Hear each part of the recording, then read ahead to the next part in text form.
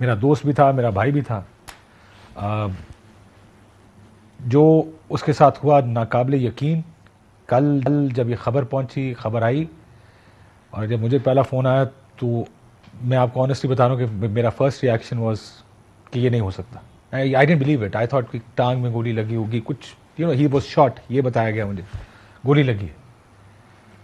And then वो it was really unbelievable, very painful. बड़ा एक अल्फाज नहीं हो सकते एक्सप्लेन करने के लिए कि व्हाट वन गोज थ्रू, कि आपके ऊपर गुजर क्या रही होती है जब इस तरह की खबर आपको, या इस तरह की आपके दोस्त के बारे में जो आप, जिनके साथ आप दिन के 8 घंटे गुजारते हैं। मेरा और उसका कमरा भी क्योंकि जुड़ा हुआ है, तो अक्सर या मैं उसके कमरे में या वो मेरे कमरे में। और it was a fantastic guy, thorough gentleman. आप टीवी स्क्रीन पर उसको देखते हैं, हम अक्सर ये कहते थे कि अरशद, मुझे नहीं याद पड़ता कि मैं उसको शायद 18-20 साल से जानता हूँ कि मेरा कभी उससे आर्ग्यूमेंट हुआ हो। ज़्यादा मैं उसको पिछले 10-12 साल से बहुत ज़्यादा जानता हूँ लेकिन मेरा नहीं कभी तलखी, मुझे नहीं याद पड़ता कि मेरी अरशद के साथ हुई हो। लेकिन अरशद को पहले पाकिस्तान छोड़ के जाना पड़ा। हालात ऐसे थे, यहाँ पर सिक्योरिटी के इश्यूज़ थे जिसकी वजह से अरशद शरीफ को पाकिस्तान छोड़ के जाना पड़ा। ये तो आप जानते हैं, 2.5, 3.5 महीने पहले वो दुबई गए। फिर यहाँ की हुकूमत ने दुबई हुकूमत से रब्ता किया।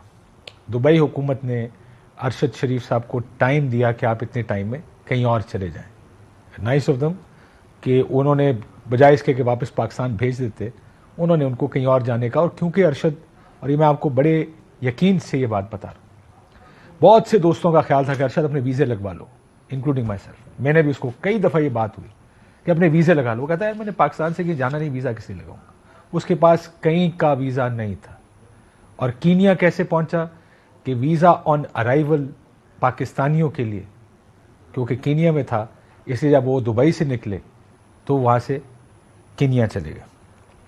That's how. जो बहुत से लोग सवाल पूछ रहे हैं कि अरशद कीनिया कैसे गए, इस तरह अरशद शरीफ कीनिया गए कि अराइवल पे उनको वहाँ वीज़ा मिला।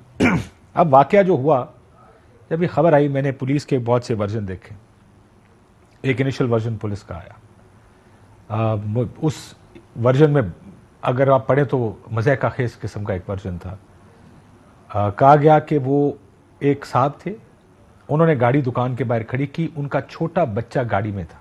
बाहर आए तो गाड़ी और बच्चा दोनों, गाड़ी चोरी हो गई और उसके साथ बच्चा अगवा हो गया। उन्होंने कंप्लेन की पुलिस को, पुलिस ने रोड ब्लॉक लगाए।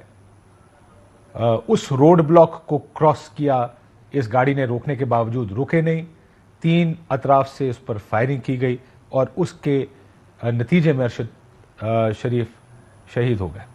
अब इसमें मुझे देखते साथ क्या 3 प्रॉब्लम नजर आए कि अगर बच्चा उस गाड़ी में था तो सीधी फायर, बच्चे होने के बावजूद गाड़ी में सीधा फायर कौन करेगा? कौन सी पुलिस सीधा फायर करेगी कि गाड़ी बच जाए, बच्चा चला जाए, लेकिन गाड़ी हम किसी तरह कब्जे में करने, समझ में नहीं आती। दूसरा, अगर आपने गाड़ी रोकनी है तो आप या टायर पे फायर करते हैं, अगर फिर भी नहीं रुक रहे, ड्राइविंग सीट पे जो शख्स बैठा है उसके ऊपर भी फायरिंग हो सकती है। जाहिर है वो ड्राइवर है, वो गाड़ी चला रहा है, तो ड्राइवर को कुछ नहीं हुआ और पैसेंजर सीट पे बैठे अरशद को गोली लगी। तीसरा, जो लोग किसी एक एनवायरनमेंट में रहते, जो ड्राइवर था वो लोकल था, वो जानते हैं कि पुलिस का तर्ज क्या होता है, पुलिस क्या करती है, कितनी ट्रिगर हैप्पी, यानी कितनी आसानी से गोली चला देती है। और केनिया की पुलिस तो दुनिया में बदनाम पुलिस है। तो क्या वजह हुई कि उसने गाड़ी नहीं रोकी जब वो उस रोड ब्लॉक पर पहुंचा जहां पर भी उनकी रोड ब्लॉक लगी हुई थी? इस चीज़ की भी, ये बात भी मेरी समझ से बाहर है।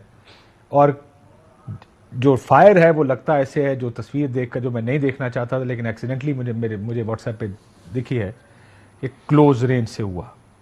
कल रात को हम सुबह 7, 7:30 तक तकरीबन उनकी वालदा के साथ बैठे रहे। एक जुमला शायद हमारे दिमाग में गूंजता रहेगा उनका। मैंने कहा मैंने अपने एक बेटे को कब्र में उतारा, मैं दूसरे को